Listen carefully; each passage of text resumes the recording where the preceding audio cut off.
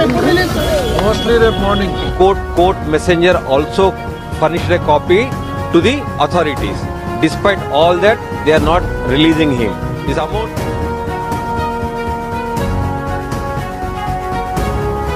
అల్లు అర్జున్కి అయితే ఏం సంబంధం లేదు వచ్చినందుకు. ఏమైనా ఉంటే నేను కేసు విత్డ్రా చేసుకోనికే రెడీ ఉన్నాను.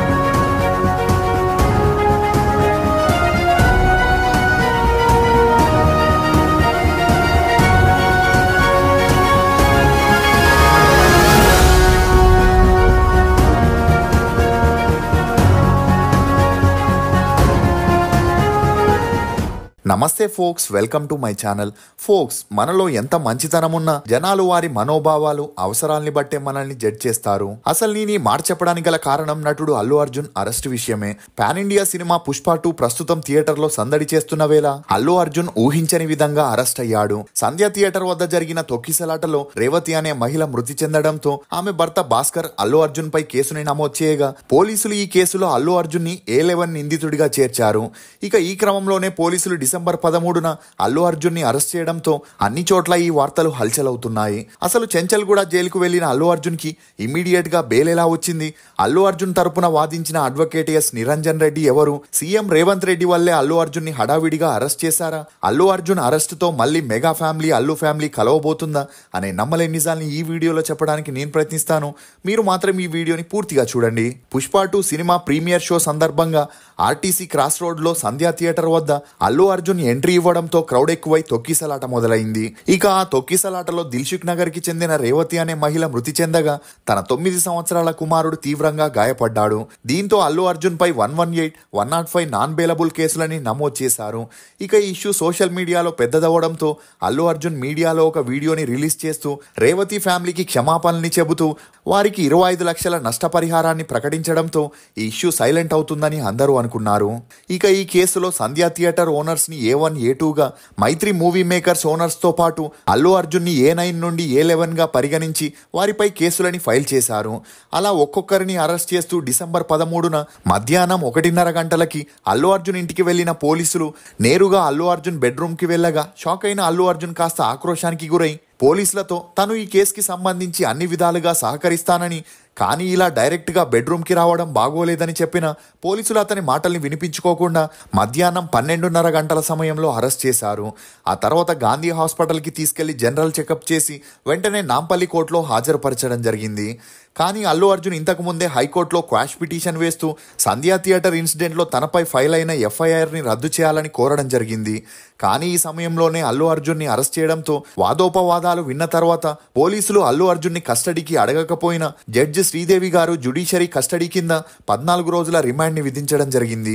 ఇక అలా ఒక రోజులో జరిగిన పరిణామాలను చూసిన నెటిజన్లు పుష్ప 2 మూవీని మించిన ట్విస్టులు ఇందులో ఉన్నాయని, అలా పోలీసులు అల్లు అర్జున్ని చెంచల్గూడ జైలుకి తీసుకెళ్లగా కరెక్ట్ గా వీకెండ్ చూసి ఎవరో తనని కావాలనే అరెస్ట్ చేపించారని, అల్లు అర్జున్ని జైల్లో ఈ 2 రోజులు ఉంచాలని ఇలా చేశారని నెటిజన్లు తమ అభిప్రాయాల్ని వ్యక్తం చేస్తున్నారు.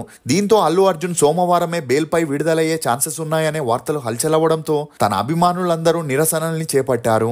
కానీ ఈ సమయంలోనే senior lawyer S Niranjan Reddy హైకోర్టులో అల్లు అర్జున్ కి మధ్యంతర బెయిల్ని ఇవ్వాలని వాదిస్తూ అల్లు అర్జున్ తన ప్రతి సినిమా విడుదల రోజున థియేటర్ కి వెళ్తాడని, ఇదే విషయం మైత్రి మూవీ మేకర్స్ మరియు థియేటర్ యాజమాన్యం పోలీసులకి సమాచారం ఇచ్చారని, ఈ క్రమంలోనే అల్లు అర్జున్ రాత్రి 9:40 తన ఫ్యామిలీతో కలిసి సంధ్యా థియేటర్ దగ్గరికి వెళ్లి మొదటి అంతస్తులో కూర్చోవడం జరిగిందని, ఇక తొక్కిసలాటలో మరణించిన మహిళ కింద అంతస్తులో ఉన్నారని చెబుతూ FIRని పూర్తిగా కొట్టివేసే క్వాష్ పిటిషన్ని ముందుగానే వేశారని, ఇక అలా విచారణ కొనసాగుతుండగానే తన క్లయింట్ ని అరెస్ట్ చేశారని, అందువల్ల ఈ పిటిషన్ ద్వారా అల్లు అర్జున్ కి మధ్యంతర బెయిల్ని ఇవ్వాలని జడ్జిని కోరడం జరిగింది. ఇక గతంలో ఇలాంటి కేసులపై హైకోర్టు ఇచ్చిన తీర్పుల్ని ప్రస్తావిస్తూ ఒక అడ్వర్టైజ్మెంట్ ప్రమోషన్ కోసం షారూక్ ఖాన్ గుజరాత్ కి వెళ్ళినప్పుడు తన టీషర్ట్ ని ఫ్యాన్స్ వైపు విసరగా వేల మంది ఆ టీషర్ట్ ని తీసుకోవడానికి ట్రై చేశారు.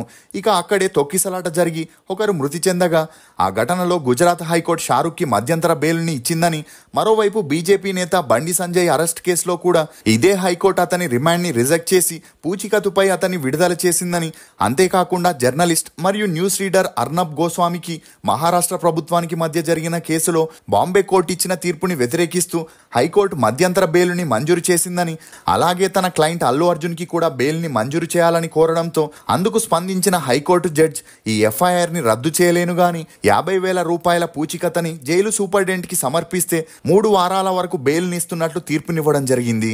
దీంతో సోమవారం వరకు జైల్లోనే ఉంటాడనుకున్న అల్లు అర్జున్కి బెయిల్ దొరకడంతో అందరూ షాక్కి గురై ఇంత త్వరగా బెయిల్ ఎలా వచ్చిందని ఈ కేసుని వాదించిన నిరంజన్ రెడ్డి ఎవరనే విషయంపై డిస్కషన్ మొదలైంది.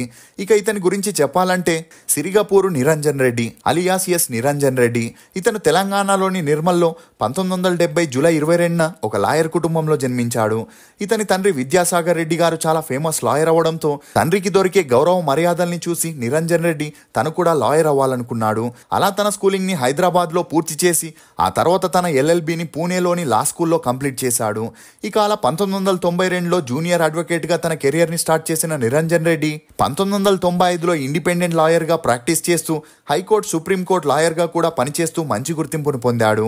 ఇక ఇదే క్రమంలో తనకి మంచి స్నేహితుడైన దిల్ రాజు ఫిలిం డిస్ట్రిబ్యూటర్గా చేస్తూ లాభాలతో పాటు మంచి పేరుని కూడా సంపాదించడంతో అతని సహాయంతోనే 2002లో మ్యాట్నీ ఎంటర్టైన్మెంట్ అనే ప్రొడక్షన్ని మరియు డిస్ట్రిబ్యూషన్ కంపెనీని స్టార్ట్ చేసి దిల్ రాజుతో కలిసి చాలా మూవీస్కి డిస్ట్రిబ్యూటర్గా వ్యవహరించడం గమనార్హం.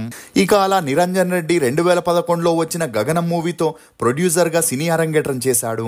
అలా ఆ తర్వాత క్షణం, రక్త చరిత్ర, గాజీ, వైల్డ్ డాగ్, అర్జున పాల్గొన, రాజుగారి గది 2, ఆచార్య అని 25 మూవీస్కి ప్రొడ్యూసర్గా కో ప్రొడ్యూసర్గా చేస్తూ సక్సెస్ అవ్వగా మరోవైపు ఫేమస్ లాయర్గా కూడా ఎదిగాడు. ఇక ఈ క్రమంలోనే CBI 2011లో జగన్మోహన్ రెడ్డి ఆస్తుల్ని జప్తీ చేయడంతో నిరంజన్ రెడ్డి ఆ కేసుకి సంబంధించి వాదించడంతో ఇతనికి జగన్తో మంచి స్నేహం ఏర్పడింది. దీంతో నిరంజన్ రెడ్డి 2022లో వైఎస్ఆర్ కాంగ్రెస్ తరపున ఎంపీగా కూడా ఎన్నికయ్యాడు.